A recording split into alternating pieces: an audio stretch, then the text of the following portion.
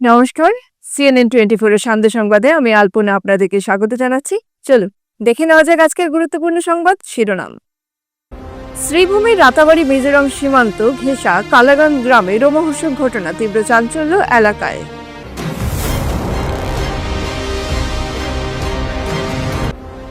পয়লাপুল থেকে বিপুল পরিমাণ হেরোইন সহ 3 পাচারকারীকে গ্রেফতার।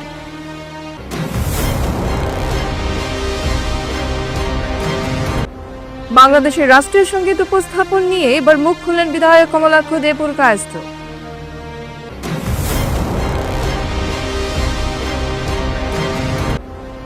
নরসিংপুরে শিক্ষা বিভাগের আজব কাণ্ড, প্রাথমিক বিদ্যালয়ের 85 জন পড়ুয়াদের মধ্যে একজন শিক্ষক।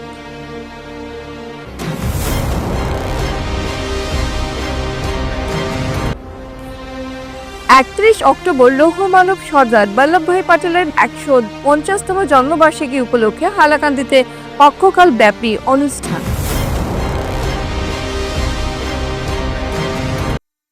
এবারে সংবাদ বিস্তারিত। লোমহর্ষক ঘটনা ঘটল মিজোরাম সীমান্ত ঘেঁষা রাতাবাড়ি থানার অন্তর্গত কালাগান গ্রামে। ঘুমন্ত অবস্থায় গলা কেটে হত্যা এক মহিলাকে, সংকটজনক অবস্থায় হাসপাতালে নিয়ে যাওয়ার পথে মৃত্যু হয় মহিলার। মৃত মহিলার নাম তেরাই বিবি 45।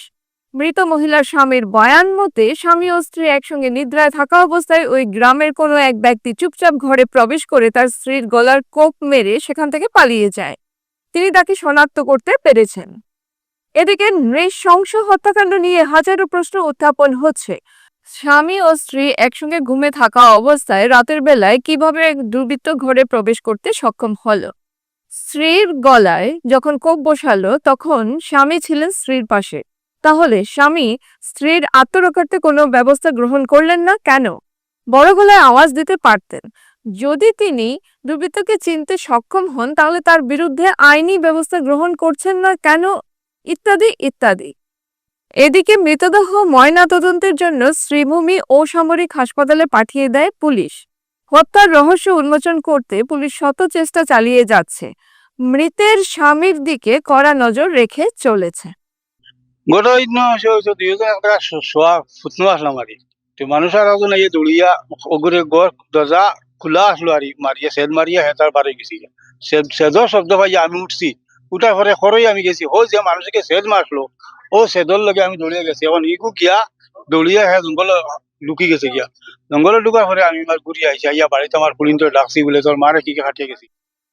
গোপন সূত্রে প্রাপ্ত তথ্যের ভিত্তিতে কাছাড় পুলিশ বুধবার রাতে বিশেষ অভিযান চালিয়ে পয়লাপুল এলাকা থেকে 15টি সাবানের বাঁশকে লুকানো মোট 201 গ্রাম হেরোইন উদ্ধার করে। উদ্ধার করা মাদকের আনুমানিক বাজার মূল্য প্রায় 1 কোটি টাকা বলে জানিয়েছে কাছাড় জেলার অতিরিক্ত পুলিশ সুপার ক্রাইম রজত কুমার পল।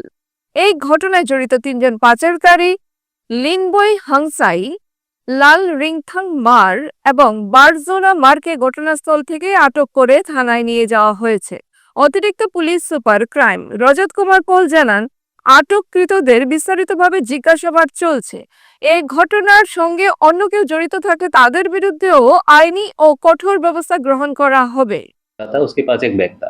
तुरंत पुलिस टीम ने ये खबर को प्राप्त करते ही एक्शन लेना शुरू किया और एक टीम तुरंत नेशनल हाईवे 37 पे उस आदमी को एप्रीहेंड किया गया और उस आदमी के पास जो बैग था उस बैग में 15 सूटकेस बरामद हुए प्लास्टिक के, जिसके अंदर 201 ग्राम सस्पेक्टेड हीरोइन जब्त की गई। वो हीरोइन को जब ड्रग डिटेक्शन किट से टेस्ट किया गया तो उसका पॉजिटिव रिजल्ट शो हुआ, जिसका मतलब था कि उसके अंदर सस्पेक्टेड हीरोइन है। तो ये कंफर्मेशन मिलते ही उस आदमी को तुरंत पुलिस की गिरफ्त में लिया गया है और NDPS एक्ट के अंतर्गत कार्रवाई शुरू कर दी गई है और आगे की जानकारी आपको समय के साथ दे दी जाएगी। धन्यवाद। जो पूरा सीजर हुआ है उसका मार्केट वैल्यू 1 करोड़ के आसपास है ब्लैक मार्केट में। और जो 3 लोग अरेस्ट हुए हैं उसमें 3 लोग का नाम है लिनबोई हुंगसाई, ये स्टेट मणिपुर का रहने वाला है। दूसरा नाम है लाल रिंगथान मार, ये लखीपुर एरिया का ही रहने वाला है। और बारजोना मार, ये भी लखीपुर क्षेत्र का ही रहने वाला है। 3 लोग इसमें गिरफ्त में हैं पुलिस की और NDPS एक्ट के अंतर्गत कार्रवाई शुरू कर दी गई है। করিমগঞ্জ ইন্দিরা ভবনে সেবা দল তথা ইয়ং ব্রিগেড আয়োজিত বিশেষ সভানুষ্ঠানে বাংলাদেশের রাষ্ট্রীয় সঙ্গীত উপস্থাপন নিয়ে এবার মুখ খুললেন বিধায়ক কমলাক্ষ দে পুরকায়স্থ। বৃহস্পতিবার সাংবাদিকদের সামনে বিধায়ক কমলাক্ষ স্পষ্টভাবে উল্লেখ করেন, বাংলাদেশের রাষ্ট্রীয় সঙ্গীত সভায় উপস্থাপন করা হলো তাহলে ভারতীয় দেশপ্রেমের কি পরিচয় বহন করলেন? যদি বা আমার সোনার বাংলা গানটি রবি ঠাকুরের গাওয়া, এটা আমরা অস্বীকার করছি না, কিন্তু রবি ঠাকুরের প্রতি এতই শ্রদ্ধা ভক্তি থাকে তাহলে করিমগঞ্জের নাম বদলে শ্রীভূমি করা হলে তখন কংগ্রেসীরা কেন বিরোধিতা করেন? বন্ধ হরতাল করতে পিছপা হননি তারা। এখনো পর্যন্ত কংগ্রেসের কার্যালয় করিমগঞ্জ কংগ্রেস কার্যালয়ে রয়ে গেছে, পাল্টে যায়নি শ্রীভূমিতে। কংগ্রেসীদের ছোট মানসিকতার জন্য নিন্দা জানান বিধায়ক। বাংলাদেশের রাষ্ট্রগীত গাওয়া নিয়ে তারা লজ্জাবোধ করতে চেয়েছিলেন তা নয়, বরং এ নিয়ে স্পষ্টীকরণ দিচ্ছেন কংগ্রেসী পদাধিকারীরা, যা তাকে হতবাক করে দিয়েছে। গতকাল থেকে যে একটা জিনিস শুধু শুধু চর্চিত বিষয় নয়, সবার দৃষ্টি আকর্ষণ করেছে। বিশেষ করে বাংলাদেশের জাতীয় সঙ্গীত যখন কংগ্রেস অফিসে গাওয়া হলো বা কেউ যখন একটু গানটা গাইলেন, পরবর্তী সময় দেখতে পারলাম জেলা কংগ্রেসের সভাপতি সেটার উপর জাস্টিফিকেশন দিচ্ছেন, সেই সঙ্গীতকে প্যাট্রোনাইজ করছেন, এবং সঙ্গে সঙ্গে আবার দেখতে পারলাম যে আসামের মাননীয় কংগ্রেসের সভাপতি গৌরব গগৈ সেটার উপর উনি কীভাবে জাস্টিফিকেশন দিয়ে সেই কথাগুলো উনি বললেন।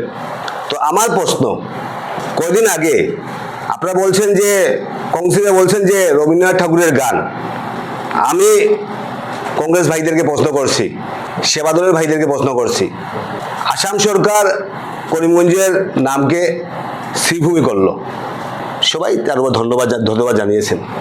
এখনও কিন্তু কংগ্রেস অফিস যেটা, সেটার নাম শ্রীভূমি কংগ্রেস অফিস নয়, সেটা করিমগঞ্জ কংগ্রেস অফিস।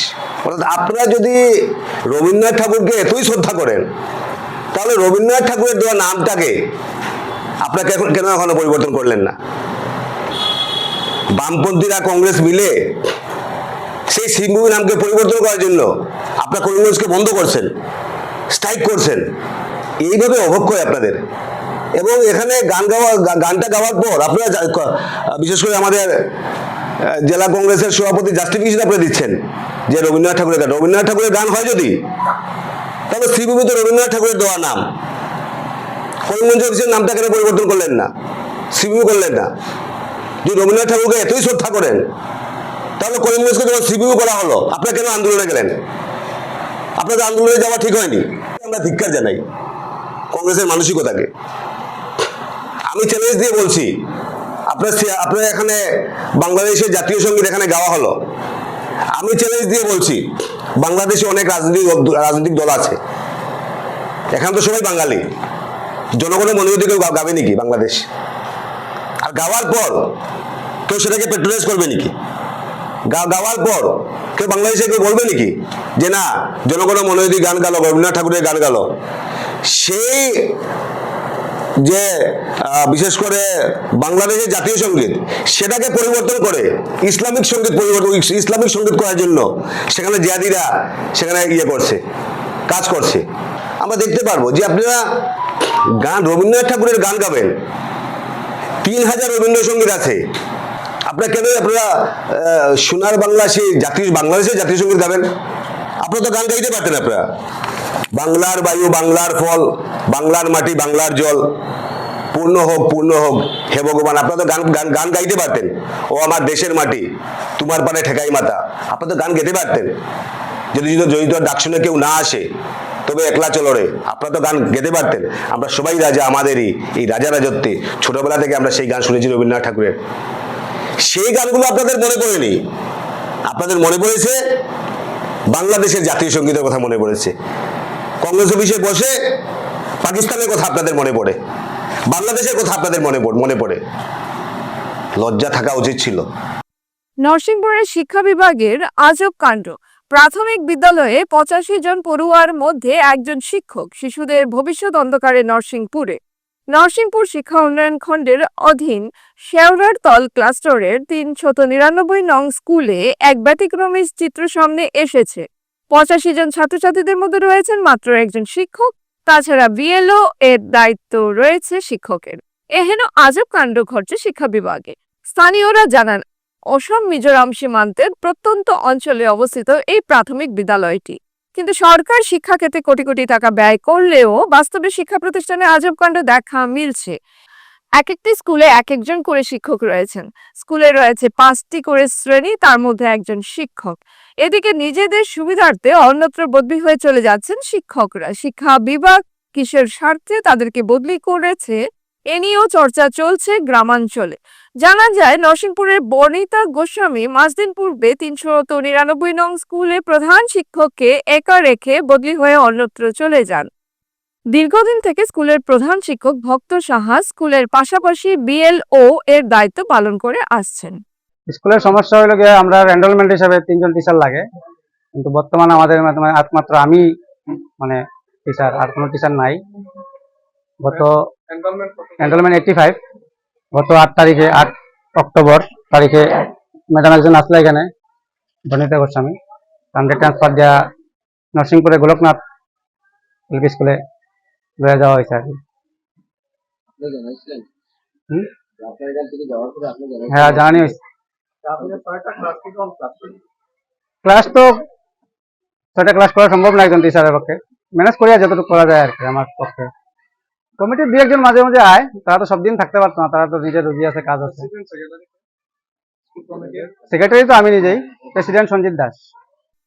আগামীকাল 31 অক্টোবর লৌহ মানব সর্দার বল্লভভাই পটেলের 150তম জন্মবার্ষিকী। এই উপলক্ষে হাইলাকান্দি জেলা প্রশাসনের উদ্যোগে পক্ষকাল ব্যাপী শুরু হচ্ছে নানা অনুষ্ঠান। আজ 30 অক্টোবর পক্ষকাল ব্যাপী এই জন্মবার্ষিকী পালনের বিভিন্ন কার্যসূচি প্রণয়ন করতে হাইলাকান্দি জেলা কমিশনারের কার্যালয়ে অনুষ্ঠিত হয় এক সভা। সাংসদ কৃপানাথ মালহা সভায় পৌরোহিত্য করেন। এতে বিভিন্ন স্বেচ্ছাসেবী সংগঠনের প্রতিনিধি, শিক্ষা বিভাগের আধিকারিক সহ বিভিন্ন বিভাগের শীর্ষ আধিকারিকরা অংশ নেন। সবার সিদ্ধান্ত অনুসারে আগামীকাল 31 অক্টোবর জন্মজয়ন্তী পালনের প্রথম দিনে সকাল 7:30টায় ডিসি অফিস থেকে একত দৌড় নামক এক পদযাত্রা বের করা হবে। পক্ষকাল ব্যাপী এই জন্মজয়ন্তী পালনের কর্মসূচি সম্পর্কে সাংসদ কৃপানাথ মালহা হাইলাকান্দি জেলার জনসাধারণের প্রতি উদ্দেশ্য করে বলেন, নমস্কার। আপনারা সবাই জানা আছে যে সর্দার পটেলজির 150তম বার্থ জয়ন্তী আমরা পুরো ভারতবর্ষে 6 তারিখ থেকে আরম্ভ হয়েছে যে ইউনিটি যাত্রা। মানে আপনারা সবাই আমরা জানি যে পটেলজি ইউনিটির আয়রন ম্যান ছিলেন এবং উনি ভারতবর্ষকে সবসময় বলেছেন অবিচ্ছিন্ন ভারতকে এক করে রাখার চেষ্টা উনি করেছিলেন।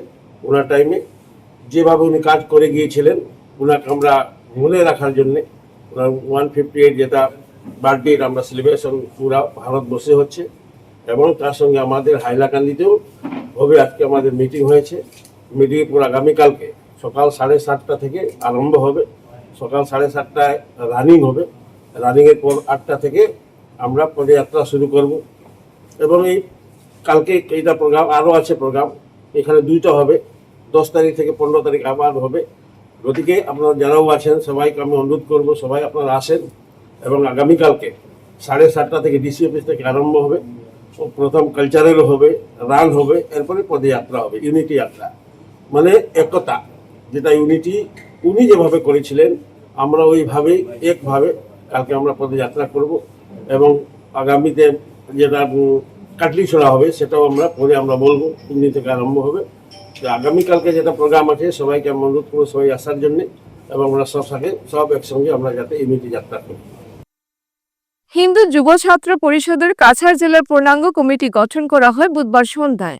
এদিন সংগঠনের মেহেরপুর স্থিত কার্যালয়ে আয়োজিত এক সভায় সভাপতি রাজদীপ দে সর্দার, সাধারণ সম্পাদক মনোমঙ্গল নাথ, প্রচার সচিব রাজু দে এবং মহিলা সমিতির দেবমালা দাসকে জেলা কমিটির পদাধিকারী মনোনীত করে 31 সদস্য বিশিষ্ট পূর্ণাঙ্গ কমিটি গঠন করা হয়। নবগঠিত কমিটির সদস্যদের নিয়ে আগামী 20 নভেম্বর শিলচরের জেলা অধিবেশন অনুষ্ঠিত হবে। সভায় প্রধান অতিথির বক্তব্যে কেন্দ্রীয় কমিটির সহসভাপতি নীতিশ ভট্টাচার্য বলেন, ভাষা শহীদদের নিয়ে কয়েকদিন আগে কার্বি আংলং নিবাসী ক্যাম্প্রাইয়ের মন্তব্যের তীব্র নিন্দা ও ধিক্কার জানানো আমাদের দায়িত্ব। ইতিহাস না জেনে ভাষা শহীদদের প্রতি এভাবে তির্যক মন্তব্য ও অপমান করা অসম তথা বরাকবাসী হিসেবে কোনোভাবেই মেনে নেওয়া যায় না। হিন্দু যুব ছাত্র পরিষদের পক্ষ থেকে সবাইকে আন্তরিক অভিনন্দন জানাচ্ছি। দুঃখের ব্যাপার এটাই হচ্ছে, কয়েকদিন আগে ডিমাসাদের ক্যাম্পড়াই বলে একজন যে তির্যক মন্তব্য করেছেন শহীদদের উপর, আসাম তথা বরাক বাসী হিসাবে এবং বাঙালি হিসাবে তার এই মন্তব্যের তীব্র নিন্দা এবং ধিক্কার জানাচ্ছি। ইতিহাস না জেনে কোনো মন্তব্য করাটা উচিত নয়। এই জায়গায় কোনো তৃতীয় পক্ষের জড়িত কিনা বা কোনো ষড়যন্ত্র আছে কিনা আমাদের কাছে এটা সন্দিহান হয়ে দাঁড়িয়েছে। এই বিভ্রান্তিমূলক বক্তব্যে তীব্র বিরোধিতা এবং সরকারের কাছে আবেদন করব, তদন্তের মাধ্যমে সেটা জনসমক্ষে আলোকিত হোক এবং ওনাকে সামাজিক মাধ্যম তথা সবার বরাকবাসী সবার কাছে ক্ষমা চাইতে হবে। এটাই আমাদের আজকের বিষয়বস্তু। বহু প্রতীক্ষার পরে অবশেষে ঘোষণা করা হয়েছে পরিচালক ও অভিনেতা সিদ্ধার্থ সিনহার নতুন আঞ্চলিক ভাষার চলচ্চিত্র মামনের চিঠি এর মুক্তির তারিখ। আগামী 7, 8 ও 9 নভেম্বর ত্রিপুরা রাজ্যের কৈলাসহর টাউন হলে এই ছবির প্রিমিয়ার প্রদর্শনী অনুষ্ঠিত হবে। বরাক উপত্যকার আঞ্চলিক ভাষায় নির্মিত এটি প্রথম পূর্ণদৈর্ঘ্য প্রেম কাহিনী ভিত্তিক চলচ্চিত্র, যার পরিচালনা করেছেন সিদ্ধার্থ সিনহা নিজেই। প্রায় 1 বছরেরও বেশি সময় ধরে নির্মিত এই চলচ্চিত্রে যুক্ত ছিলেন একদল তরুণ শিল্পী ও দক্ষ টেকনিশিয়ান। পরিচালক সিদ্ধার্থ সিনহা জানান, মামনের চিঠি শুধুমাত্র একটি প্রেমের গল্প নয়, এটি নতুন প্রজন্মের আশা, স্বপ্ন ও আকাঙ্ক্ষার প্রতীক। ছবিটির শুটিং সম্পূর্ণ হয়েছে বাংলাদেশ, মেঘালয়, ত্রিপুরা ও বরাক উপত্যকার মনোরম লোকেশনে। নমস্কার, আমি সিদ্ধার্থ। আশা করি আপনারা সবাই ভালো আছেন।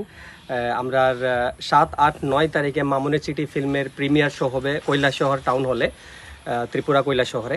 আপনারা আসবেন। 11টা থেকে প্রথম শুরু হবে। আর সবচাইতে বড় কথা, এই সিনেমা মামনের চিঠি ফিল্ম সার্টিফাইড হয়ে গেছে সেন্সর বোর্ডের। তো একটা অনেক একটা ভালো একটা খবর বরাকবেলির জন্য। আর এটা আঞ্চলিক ভাষার প্রথম ফিল্ম, বরাকবেলি আঞ্চলিক ভাষার প্রথম ফিল্ম, সিলেটি আঞ্চলিক ভাষার প্রথম সিনেমা। সো ইতিহাসের সাক্ষী হতে যাচ্ছি আমরা। থাকবেন, আমরা সিনেমাটা দেখতে আসবেন, আমার বিনম্র অনুরোধ সবাইকে। আজকের বিস্তারিত সংবাদ এখানেই সমাপ্ত হলো। ধন্যবাদ।